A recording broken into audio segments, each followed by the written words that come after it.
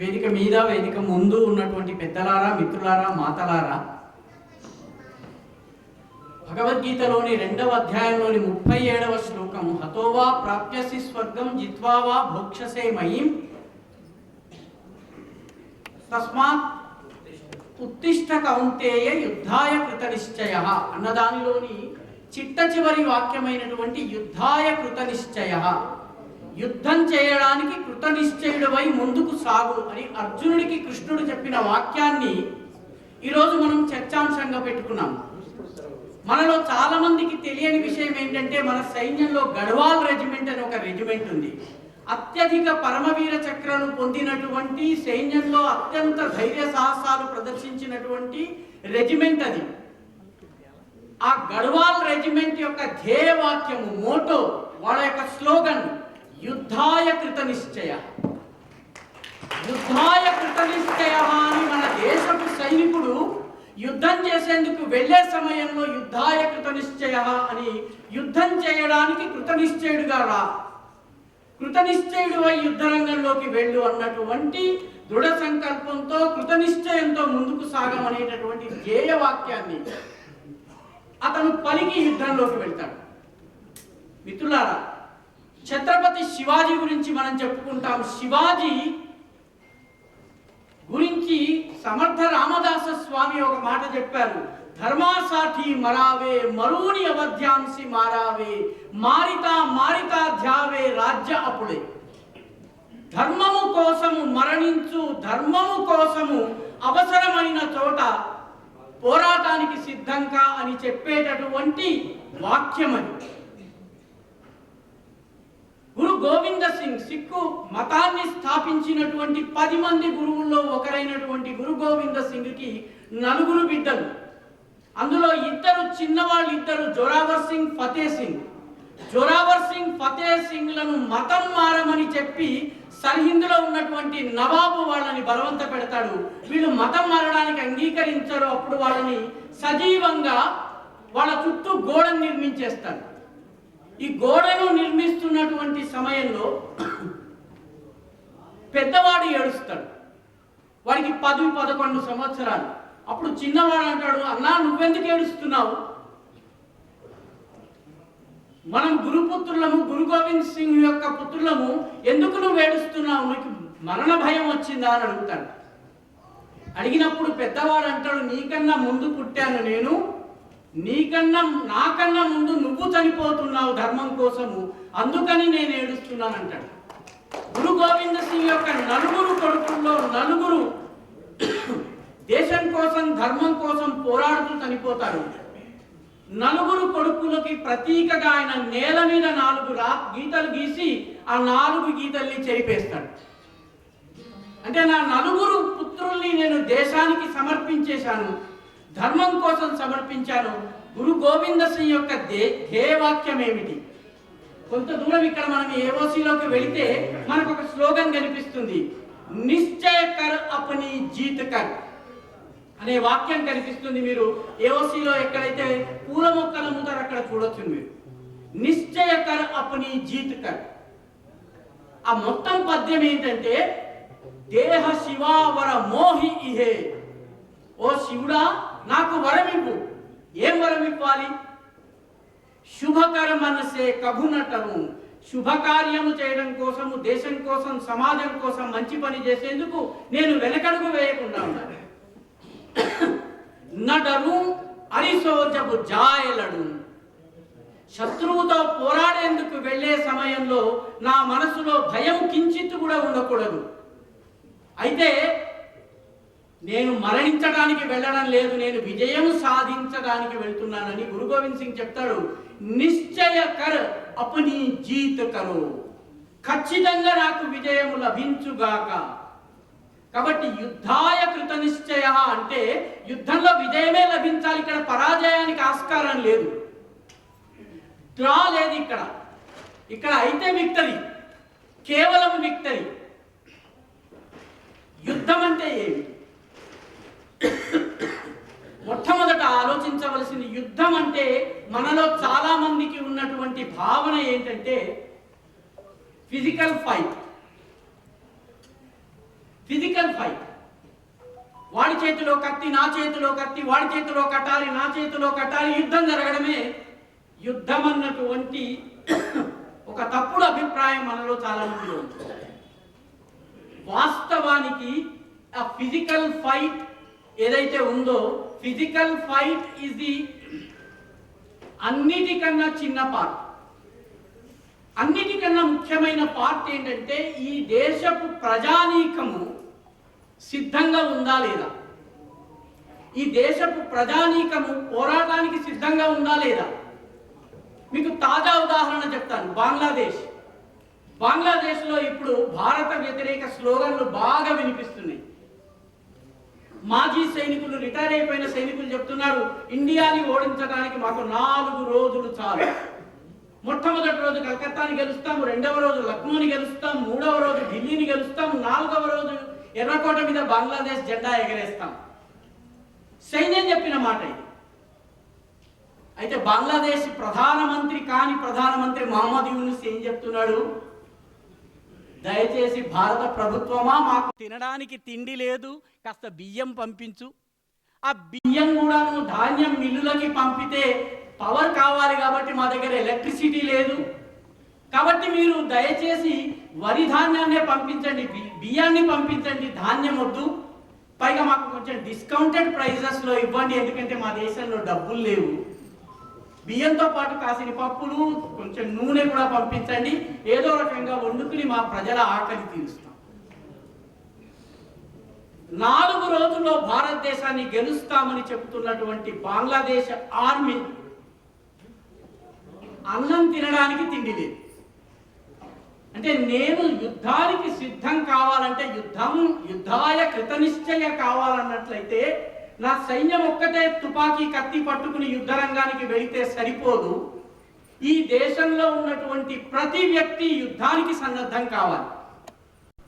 నా పాత్రను నేను ఎట్లా పోషిస్తాను, నా భూమికను నేను ఎట్లా నిర్వహిస్తాను, ఈ పోరాటంలో నా కర్తవ్యం ఏమిటి, దీనిని సర్వసాధారణ సమాజము చిట్ట చివరి వ్యక్తి ఎప్పటి వరకైతే ఈ యుద్ధానికి సన్నద్ధం కాడో అప్పటి వరకు సైన్యం విజయం సాధించలేదు.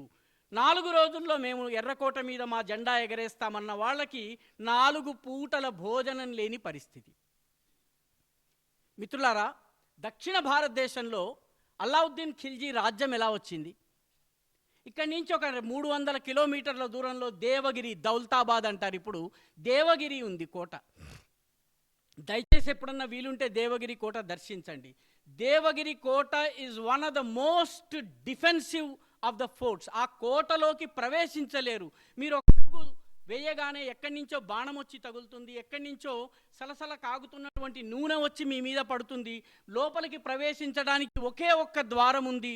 లోపల ఉన్నటువంటి గాదెలలో 6 నెలల వరకు సరిపడా ధాన్యం ఉంది. కాబట్టి ఆ కోటని అల్లావుద్దీన్ ఖిల్జీ చుట్టుముట్టినా కూడాను 6 నెలల పాటు ఆ ప్రజలు, ఆ రాజు, ఆ సైన్యం నిలబెట్టుకోగలరు. జరిగింది ఏంటంటే ఈయన తన దగ్గర ఉన్నటువంటి మొత్తం సైన్యాన్ని కాకతీయుల మీద యుద్ధం చేయడానికి పంపించాడు.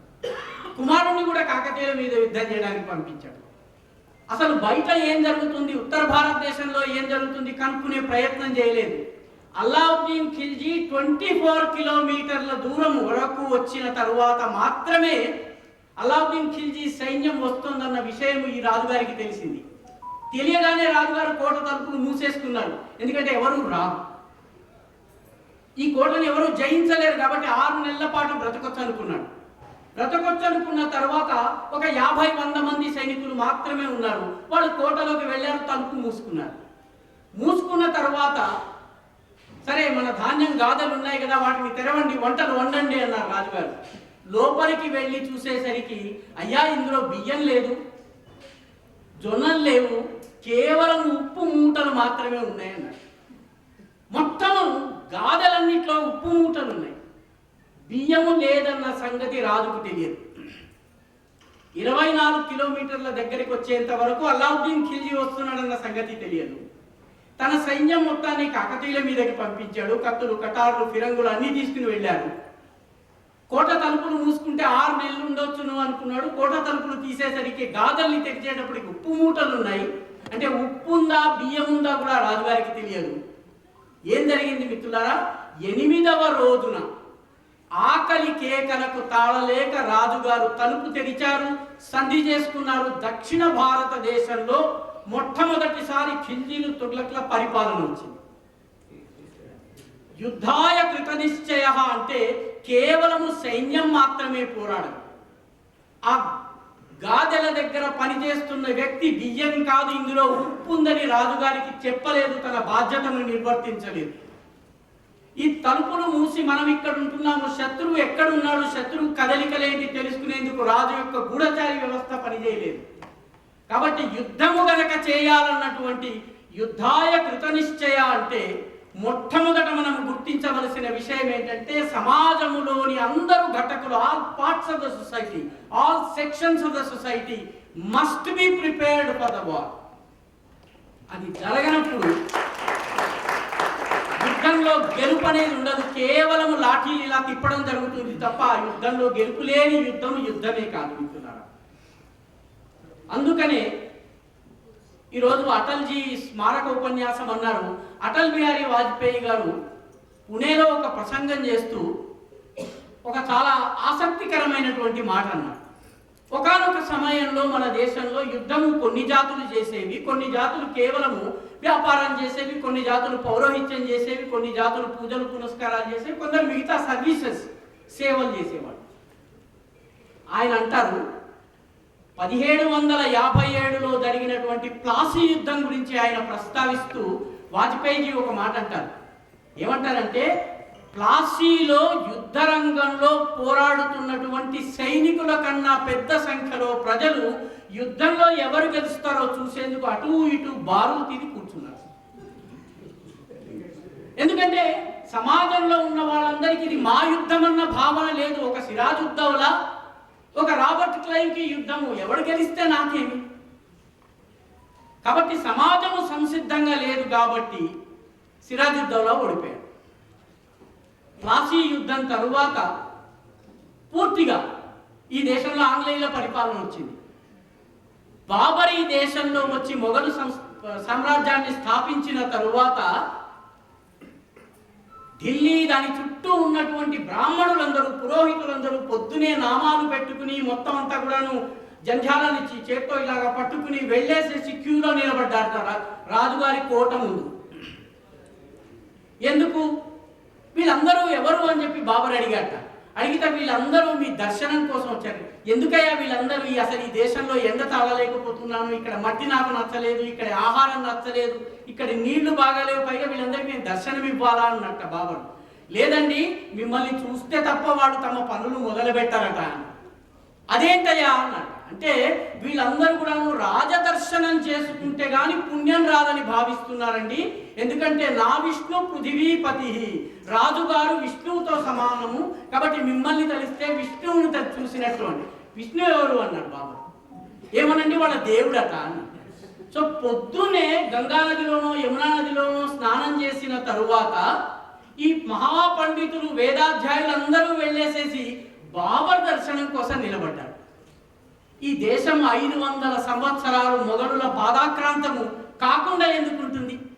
కాబట్టి యుద్ధాయ కృత నిశ్చయ అంటే ఈ సమాజంలో ఉన్నటువంటి అందరూ ఇది తమ పోరాటంగా భావించాలి. అలా భావించని నాడు ఆ పోరాటానికి గెలుపుండదు. అటల్ బిహారీ వాజ్పేయి గారు ఒక మాట అన్నాడు, ఒక కవిత రాశారు. జనన మరణ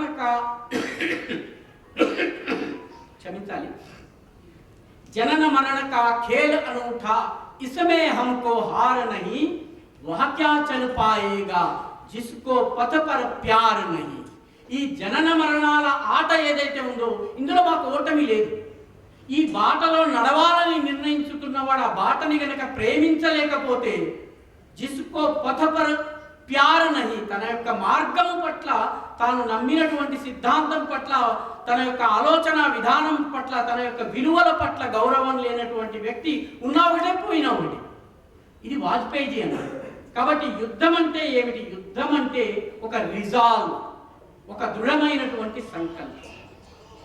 యుద్ధం అంటే ఏమిటి? యుద్ధం అంటే ఒక కమిట్మెంట్ టు ద కాజ్. ఒక లక్ష్యాన్ని జీవితానికి ఎంచుకున్నప్పుడు దానికోసం జీవితం అంతా పోరాడడం, అది యుద్ధం అంటే. యుద్ధం అంటే నమ్మకం, చేస్తున్న పని పట్ల నమ్మకం. దీన్ దయాళ్ సేవా సమితి వాళ్ళు ఈ కార్యక్రమాన్ని ఆర్గనైజ్ చేశారు కాబట్టి దీన్ దయాళ్జీ జీవితంలోనే ఒక ఉదాహరణ నేను ముందుతాను. ఒకసారి దీన్ దయాళ్జీ కేరళ పర్యటనకి వెళ్ళారు. కేరళ పర్యటనలో ఆయనకు అప్పుడు జనసంఘం అంటే ఏంటండి, డిపాజిట్లు కోల్పోవడానికే అభ్యర్థులు పోటీ చేసేవాడు. ఆహా నాకు 400 ఓట్లు వచ్చాయంటే నాకు 370 ఓట్లు వచ్చాయని చెప్పి చెప్పుకునేవాడు జనసంఘం అంటే. దీన్ దయాళ్జీ కేరళలో పర్యటిస్తున్నప్పుడు ఆయనకి సహాయం చేసేందుకు ఒక సహాయకుడు దీన్ దయాళ్జీ వెంట తిరుగుతున్నాడు, స్థానిక స్వయం సేవక కార్యకర్త. అతను ఈ విదేశీ సంస్కృతి, ఈ విదేశీ జీవన విధానం, దానిని తిడుతూ మన దేశం పైన విదేశీ సాంస్కృతిక దురాక్రమణ గురించి దాని గురించి చాలా ప్రసంగిస్తూ ఉన్నాడు. దీన్ దయాళ్జీ విన్న తర్వాత ఒక 10 నిమిషాల తరువాత దీన్ దయాళ్జీ అతను ఆపితే అతను ఆగకుండా, చూడండి మా ఇక్కడ ఉన్నటువంటి దుకాణాల మీద బోర్డులు చూడండి, అంతా ఇంగ్లీష్లో ఉన్నాయి, ఒక్కటి కూడా మలయాళంలో లేదు అని అన్నాడు. అప్పుడు దీన్ దయాళ్జీ అతన్ని ఆపి, బాబు నువ్వు సంతకం చేస్తావా? సంతకం చేస్తానండి. చేస్తాను. ఏ భాషలో చేస్తావు అని. ఇంగ్లీష్లో చేస్తాను. నువ్వు ఇంగ్లీష్లో సంతకం చేస్తావు, చాలా చిన్న విషయము. నీ సంతకము నీ మాతృభాషలో ఉండదు. నువ్వు బోర్డుల మీద మలయాళం ఉండాలని కోరుకుంటున్నావు, పిల్లలు మలయాళ మీడియంలో చదవాలని కోరుకుంటున్నావు. కాబట్టి యుద్ధం అంటే, యుద్ధం ఇస్ అ బిలీఫ్. నువ్వు నమ్మనటువంటిది దానికోసం నువ్వు పోరాడలేవు.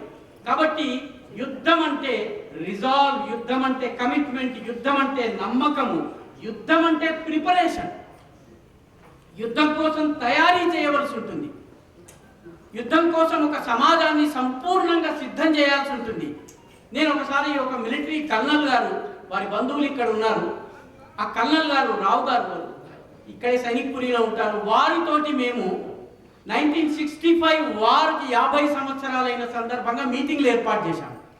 దానిలో కల్నల్ రావు గారు మొత్తం అందరూ మహావీర చక్ర, వీరచక్ర పొందినటువంటి డాక్టర్లు, తర్వాత సైనికాధికారులు వీళ్ళందరినీ తీసుకొచ్చారు. మీరు కూడా ఒకసారి మాట్లాడాలి అంటే, నేను మాట్లాడేది మీకు నచ్చదు అన్నాడు. అంటే అదేంటండి అంటే, మీరు ఏం మాట్లాడినా మేము వింటాము, చప్పట్లు కొట్టడం మాకు అలవాటు లేదు కాబట్టి మేమైతే పూర్తిగా వింటామండి, నచ్చకపోతే మీకు చెప్తాం కానీ మేము మిమ్మల్ని అడ్డుకోము అన్నాడు. ఆయన అన్నారు, యుద్ధం చేస్తే ఏం జరుగుతుంది ఆయన చెప్పారన్నమాట. 15 నిమిషాల ప్రసంగం, నా జీవితంలో మర్చిపోలేను.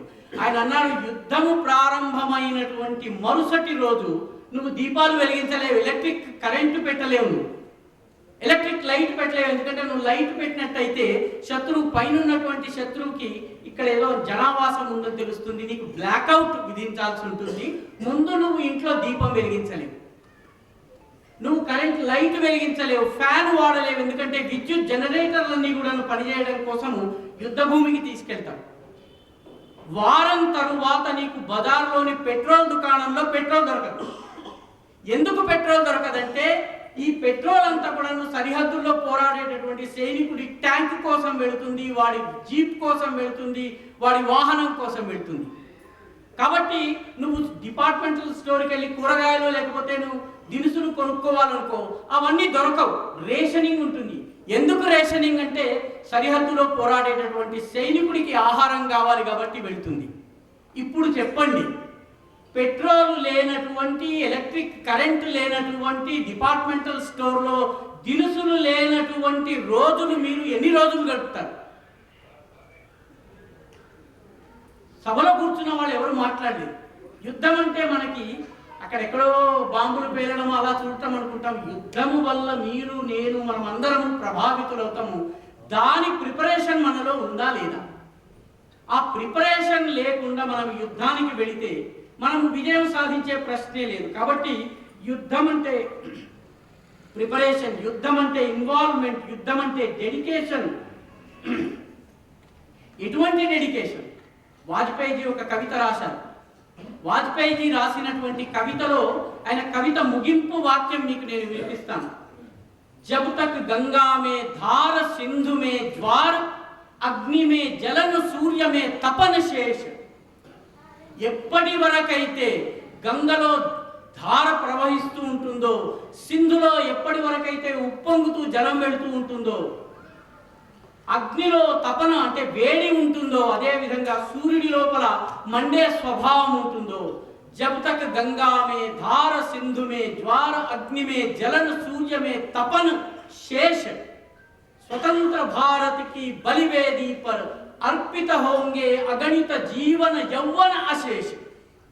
స్వతంత్ర భారతదేశపు బలివేది వద్ద అర్పణ కావడం కోసం, సమర్పితం కావడం కోసము అశేష జనవాహిని ముందుకు వస్తుందో అప్పుడు మాత్రమే విజయం సాధిస్తాం. కాబట్టి డెడికేషన్ కావాలి, యుద్ధంలో కాన్ఫిడెన్స్ కావాలి, యుద్ధంలో సాహసం కావాలి, యుద్ధంలో డిసిషన్ మేకింగ్ కావాలి. యుద్ధం అంటే సరైన సమయంలో దాడి చేయటం కావాలి. మిత్రులారా, మహాభారతం చూడండి, భగవద్గీత గురించి ఇందాక మనం మాట్లాడుకున్నాం. మొత్తము మహాభారతం మీరు చదివినట్టయితే ఇప్పుడు యుద్ధం కాదు, ఇప్పుడు యుద్ధం చేయొద్దు, మనం అడవుల్లోకి వెళ్దాము, మనం అరణ్యవాసం చేద్దాము, దుర్యోధనుడితో ఈ సమయంలో పోరాటం వద్దు, ఈ సమయంలో భీముడాని కండబలం చూపించొద్దు, ఈ సమయంలో అర్జునుడాని యొక్క గాంధీవ టంకారాన్ని వినిపించకు అని మొత్తము యుద్ధమంతా కూడా చెప్పింది ఎవరయ్యా అంటే ధర్మరాజు. పాండవులు ద్రౌపదితో సహాయాన్ని పిరికివాడన్నారు, మగతనం లేనివాడంది ద్రౌపది అయితే. అర్జునుడు ఎప్పటికప్పుడు నా గాంధీవం తీసుకుని నేను ఒక్క బాణంతో మొత్తం వీళ్ళని ఓడిస్తాను అన్నాడు. చిట్ట చివరికి భగవద్గీత ఎవరికి చెప్పాల్సి వచ్చిందండి? ధర్మరాజుకి కాదు, నేను వీరుణ్ణి శూరుణ్ణి అని చెప్పినటువంటి అర్జునుడికి 18 అధ్యాయాలు 702 శ్లోకాలు 2.5 గంటల పాటు కృష్ణుడు చెప్పాల్సి వచ్చింది. ఇప్పుడు కాదు యుద్ధం, సరైన సమయం వచ్చినప్పుడు చేద్దాము, సరైన సమయం చూసి అదను చూసి యుద్ధం చేద్దాము, ముందు మనము వివిధ రాజులతో మన మద్దతును సమకూర్చుకుందాము, వివిధ శక్తులను కూడగట్టుకుందాము. అదిగో ఈశాన్య భారతంలో ఉన్నటువంటి గిరిజన తెగల దగ్గరికి ఎవడు వెళ్ళడు, భీముడా నువ్వు వెళ్ళు, హిడింబాసుడి దగ్గరికి వెళ్ళు, హిడింబాసుడిని చంపి హిడింబను వివాహం చేసుకో. అర్జునుడా నువ్వు వెళ్ళి నేటి మణిపూర్ అయినటువంటి మణిపూర్లో ఉన్నటువంటి చిత్రాంగదను గెలుచుకుని ఆ రాజ్యపు కోడలుగా అదిగో మేఘాలయలో వెళ్ళి ప్రమీలను గెలుచుకో, ప్రమీల కుమారుడైనటువంటి బబ్రువాహనుడు నీ వెంట నిలబడతాడు, అదిగో హిడింబ కుమారుడైనటువంటి ఘటోత్కచుడు నిలబడతాడు. కాబట్టి వెళ్ళండి, ఆ కూటమును కట్టండి, బలం సమకూర్చుకోండి. కురుక్షేత్ర యుద్ధంలో నిర్ణాయకమైనటువంటి యుద్ధము జరిగినప్పుడు మీ బలాన్ని అంతా కూడా సమీకరించి యుద్ధం చేయండి. లేదు యుద్ధం చేస్తాం అన్నటువంటి అర్జునుడు 18 అధ్యాయాలు విన్న తరువాత కానీ కరిష్యే వచనం తవ నువ్వేం చెప్తా చేస్తా కృష్ణ అని అనలేదు. కాబట్టి గుర్తుంచుకోవలసిన విషయం ఏంటంటే ఎప్పుడు పోరాటం చేయాలి, ఆ పోరాటానికి మన సంసిద్ధత ఏ రకంగా ఉండాలి, ఆ పోరాటానికి మన వైపు నుంచి జరగవలసిన ప్రయత్నం ఏమిటి, ఇది తెలుసుకోవలసిన అవసరం ఉంది. ఛత్రపతి శివాజీ గురించి మనందరం చెప్తూ ఉంటాము, శివాజీ శివాజీ శివాజీ అంటుంటాము. శివాజీ జీవితంలో నేర్చుకోవలసింది ఏమిటి? Chhatrapati Shivaji is leader for excellence. He knew when to hit, when to go back. ఎప్పుడు గెలవాలి, ఎప్పుడు పోరాడాలి, ఎప్పుడు వెనకంజ వేయాలి తెలిసినటువంటి నాయకుడు. అఫ్జల్ ఖాన్ వధ గురించి మనం అందరం చదివాము. అఫ్జల్ ఖాన్ బిజాపూర్ సుల్తాన్ యొక్క అత్యంత పౌరుషవంతుడైన పరాక్రమవంతుడైన రాజు. ఆయన ఒక భారీ సైన్యాన్ని తీసుకుని శివాజీ దగ్గరకు వచ్చాడు. యుద్ధానికి వచ్చే ముందే అఫ్జల్ ఖాన్కి 50 మంది భార్యలు ఉంటే వాళ్ళందరినీ చంపేశాడు. ఎందుకంటే యుద్ధంలో ఏదన్నా జరిగితే వీళ్ళు ఎంజాయ్ చేస్తారు, నేను కష్టపడతాను, నేను ఎక్కడో జహన్నంలోనో జన్నత్లోనో ఉంటాను అని మొత్తం 48 మందిని చంపేశాడు, 50 మందిని చంపాడు. అందుకే బిజాపూర్ ప్రాంతానికి వెళ్తే 48 సమాధులు ఒక చోట. ఇద్దరు పాపం భార్యలు కొంచెం ధైర్యం చేసి పారిపోయే ప్రయత్నం చేశారు. కాస్త దూరాన వాడిద్దరి సమాధులు ఉంటాయి. అది అఫ్జల్ ఖాన్ యొక్క పౌరుషం. పెద్ద సైన్యాన్ని తీసుకుని బయలుదేరాడు. అయితే ఛత్రపతి శివాజీ సైన్యం అందులో 10వ వంతు కూడా ఉంది. శివాజీ నిర్ణయం తీసుకున్నది ఏంటంటే అఫ్జల్ ఖాన్తో జరగవలసినటువంటి యుద్ధము నాకు అనుకూలమైనటువంటి చోట జరగాలి. అఫ్జల్ ఖాన్కి అనుకూలమైనటువంటి ప్లేస్ ఏంటంటే మైదాన ప్రాంతంలో యుద్ధం జరిగితే ఆయన దగ్గర 1,00,000 సైన్యము, నా దగ్గర 6,000 7,000 సైన్యం. కాబట్టి అఫ్జల్ ఖాన్ని కొండ ప్రాంతంలో తీసుకుని రావాలి, ప్రతాప్గఢ్ కోట దగ్గరికి తీసుకుని రావాలి, అక్కడ చాలా ఇరుకైనటువంటి లోయ ప్రాంతంలోకి తేవాలి. ఆ పక్కన ఉన్నటువంటి వాయి నది ఏదైతే ఉందో ఆ నది దగ్గర మొత్తం వాళ్ళ గుర్రాలన్నీ విప్పి కట్టేసేసుకుని అక్కడే పాపం వండుకుని తినేలాగా చేయాలి. మొత్తం సైన్యం అంతా కూడా స్ప్రెడ్ అవుట్ కావాలి వాళ్ళది. ఆ 1,00,000 మంది సైనికులు స్ప్రెడ్ అవుట్ అయ్యి ఉన్నటువంటి సమయంలో అఫ్జల్ ఖాన్ని నేను ఓడిస్తాను. అఫ్జల్ ఖాన్కి ఇది అర్థమైంది, గేమ్ అర్థమైంది. గేమ్ అర్థమైన కారణంగా శివాజీని మైదాన ప్రాంతంలోకి తీసుకుని రావాలి. మైదాన ప్రాంతంలోకి తీసుకుని రావడం కోసం అఫ్జల్ ఖాన్ ఏం చేశాడు, కొల్హాపూర్లో ఉన్నటువంటి లక్ష్మీదేవి దేవాలయాన్ని ధ్వంసం చేశాడు. శివాజీ బయటకు వస్తాడేమో, ఎందుకంటే ఆయన హిందూ హృదయ సమ్రాట్ కదా, రాలేదు. పంఢర్పూర్లో ఉన్నటువంటి విఠల దేవాలయాన్ని ధ్వంసం చేశాడు. శివాజీ బయటకు రాలేదు. ఆ తరువాత తుల్జా భవానీ మందిరాన్ని ధ్వంసం చేశాడు. గోవులను వధించాడు, బ్రాహ్మణులను వధించాడు. ఎందుకంటే శివాజీని గోద్విజ పరిపాలకుడు అని చెప్పేవాడు. గోవుల్ని చంపాడు, ద్విజులు అంటే బ్రాహ్మణుల్ని చంపాడు. శివాజీ బయటకు రాలేదు. ఎంత చేసినా కూడాను శివాజీ తన యొక్క పర్వత ప్రాంతాల్లోంచి బయటకు రాలేదు. చివరికి శివాజీ బయట ప్రచారం ప్రారంభించాడు. ఏమని ప్రచారం ప్రారంభించాడంటే, శివాజీకి అఫ్జల్ ఖాన్ని చూడగానే వణుకొస్తుంది, ఆయన పేరు చెప్తే నిద్ర పట్టడం లేదు. అఫ్జల్ ఖాన్కి ఒకడొచ్చి కబురు చెప్పాడు, రెండో వాడు వచ్చి కబురు చెప్పాడు. ప్రజలందరూ తిట్టడం మొదలుపెట్టాడు. ఏమి శివాజీ అయ్యా, పనికి మాలిన వాడు, అనవసరంగా మమ్మల్ని అంతా విధ్వంసం చేసేసేస్తున్నాడు, దేవాలయాలు ధ్వంసం అవుతున్నాయి, ఎక్కడ శివాజీ, ఎక్కడ శివాజీ, ఎక్కడ శివాజీ. ఇవన్నీ అఫ్జల్ ఖాన్ చెవిలో పెడుతున్నాయి. కృష్ణాజీ పంత్ అనేటటువంటి ఒక దుబాసిని పంపించాడు. ఈ దుబాసి వెళ్ళి చెప్పాడు, శివాజీ మీ పేరు వినగానే వణికిపోతున్నాడండి, మీ ముందు ఆత్మసమర్పణ చేయాలని చెప్పి లొంగిపోవాలని నిర్ణయించుకున్నాడు. ముందు నమ్మలేదు, తర్వాత పదే పదే ఇదే సమాచారం వచ్చేటప్పటికి అఫ్జల్ ఖాన్ నమ్మాడు. సరే అయితే శివాజీని వచ్చేసి నా దగ్గర ఆత్మసమర్పణ చేయమని లొంగిపోమ్మను.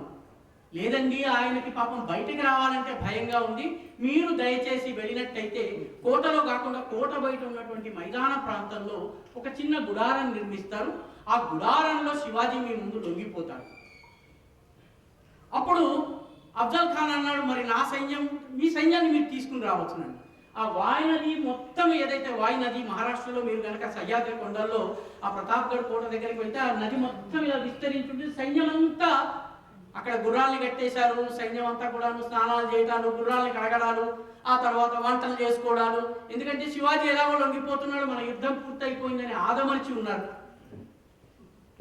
మరొక వైపు శివాజీ ఈరోజు అఫ్జల్ ఖాన్ ని కలవాల్సి ఉంది, నాకు చాలా భయంగా ఉంది, అఫ్జల్ ఖాన్తో పాటు 10 మంది గనక అంగరక్షకులు ఉన్నట్లయితే నాకు చాలా ప్రమాదకరము, నాకు కుదరదు, నేను ఈ 10 మంది ఉన్నా కూడా రాలేను, నేను ఒక అంగరక్షకుని తెచ్చుకుంటాను, శివాజీ ఒక అంగరక్షకుని, అఫ్జల్ ఖాన్ ఒక అంగరక్షకుని తెచ్చుకోవాలి అన్న. అంటే అఫ్జల్ ఖాన్కి అప్పటికే తాను గెలుస్తానన్నటువంటి ఓవర్ కాన్ఫిడెన్స్ వచ్చింది. సరే సరే కానీ అన్నాడు.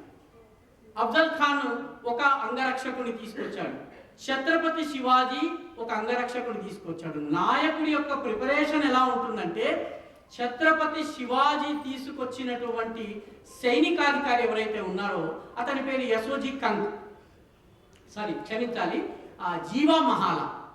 ఈ జీవా మహాలాని ఛత్రపతి శివాజీ ఎందుకు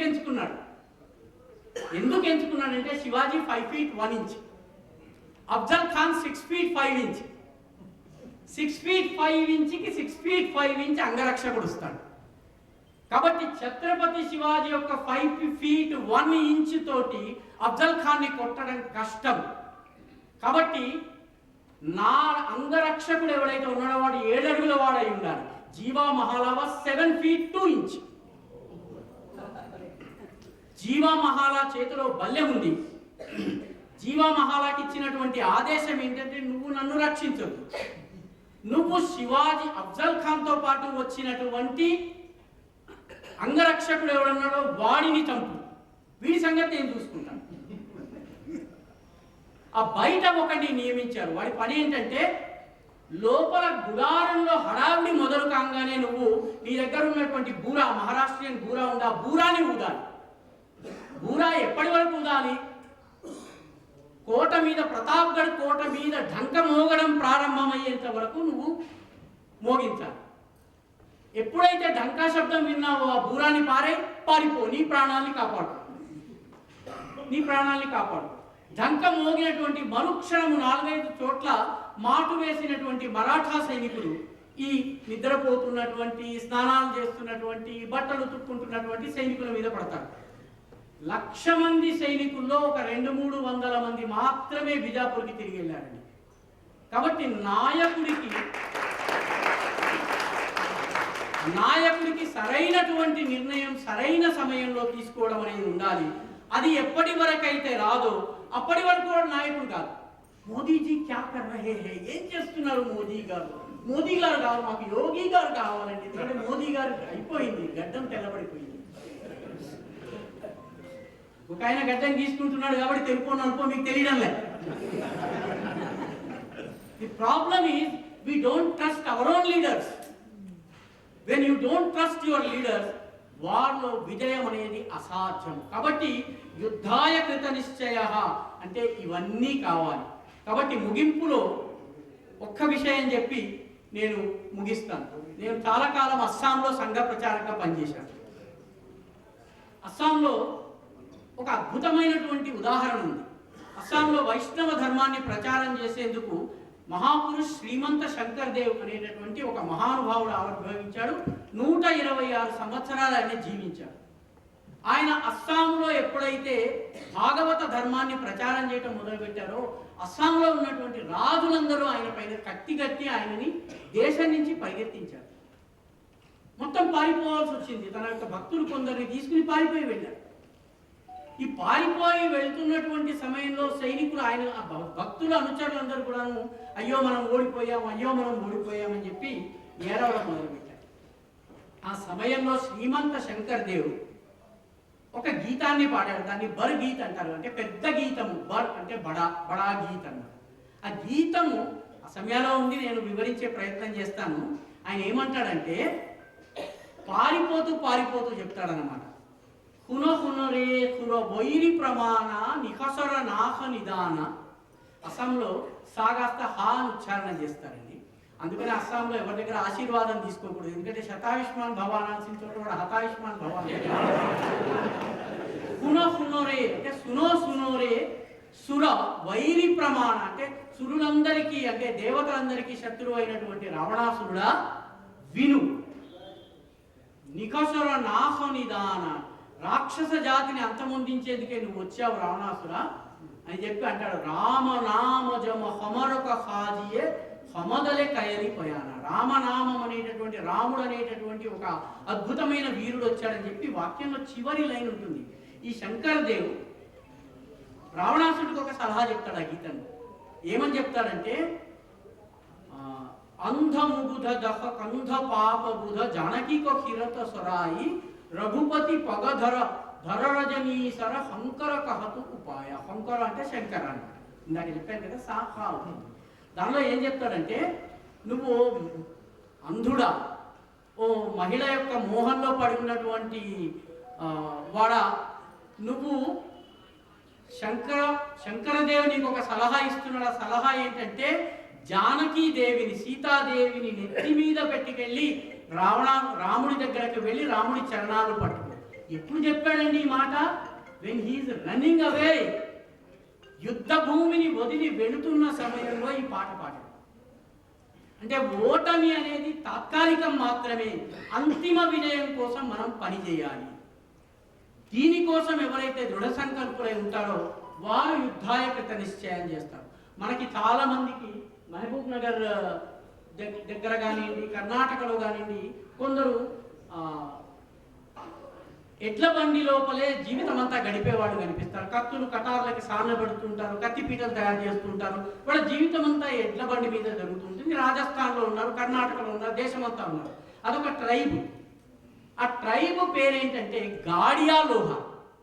లోహార్ అంటే కంసాలు,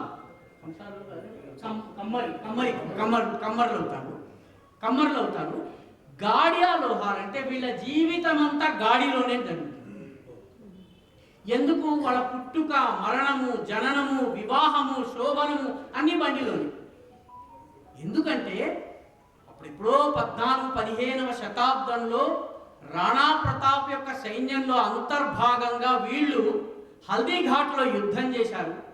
ఆ యుద్ధంలో రాణా ప్రతాప్ చిత్తోడ్గఢ్ రాజ్యాన్ని వదిలిపెట్టి వెళ్ళిపోవలసి వచ్చింది. ఆయన వెళ్ళినప్పుడు ఈ గాడియా లోహార్ ఎవరైతే కమ్యూనిటీ ఉందో సైన్యంలో పోరాడినటువంటి వాళ్ళు ఒక ప్రతిజ్ఞ చేశారు. ఆ ప్రతిజ్ఞ ఏంటంటే రాణా ప్రతాప్ సింగ్ మళ్ళీ చిత్తోడ్గఢ్కి వచ్చేంత వరకు మేము మా జీవితం బండిలోనే గడుపుతాం. ఆ శతాబ్దం నుంచి నేటి వరకు ఒక జవహర్లాల్ నెహ్రూ గారు ప్రధానమంత్రి అయిన తరువాత రాణా ప్రతాప్ వంశస్థుల్ని చిత్తోడ్ కోటలోకి ఆహ్వానించి సన్మానం చేసిన తరువాత గాడియా లోహార్లు బండి దిగి మామూలు ఇల్లు కట్టుకోవడం మొదలుపెట్టారు. యుద్ధంలో పోరాడాలనుకున్నటువంటి వ్యక్తిలో ఉండవలసినటువంటి దృఢ నిశ్చయానికి ఇది ప్రతీక. అది మన మనస్సులో ఎప్పుడైతే వస్తుందో అప్పుడు మాత్రమే యుద్ధాయ కృత నిశ్చయకి ముందున్నటువంటి హతోవా ప్రాప్యసి స్వర్గం జిత్వావా భోక్షసే మహీం అన్నటువంటి భావన మనలో వస్తుంది. కాబట్టి యుద్ధాయ కృత నిశ్చయ అన్నటువంటి నిర్ణయం తీసుకోవాలన్నట్లయితే మనకి 4 లక్షణాలు ఉండాలి. పైర్మే చక్కర్, కాళ్లకు చక్రాలు కట్టుకుని నిత్య నిరంతరము పనిచేయటం. పైర్మే చక్కర్, మూమే చక్కర్, ఈ సమాజమంతా నాది అని మైత్రీపూర్వకంగా మాట్లాడటము, ఎవరి పట్ల ద్వేషం లేనటువంటి జీవితం గడపడం. పైర్మే చక్కర్, మూమే చక్కర్, దిల్ మే ఆగ్, నీ గుండెలో నీ ధ్యేయాగ్ని ప్రజ్వరిల్లుతూ ఉండాలి. దిల్ మే ఆగ్ పర్ దిమాగ్ ఠండా. ఎప్పుడైతే మన దిమాగ్ ఠండా ఉంటుందో అప్పుడు మాత్రమే మనం విజయం సాధించగలము. ఈ అవకాశాన్ని నాకు ఇచ్చినటువంటి పెద్దలకు ధన్యవాదాలు.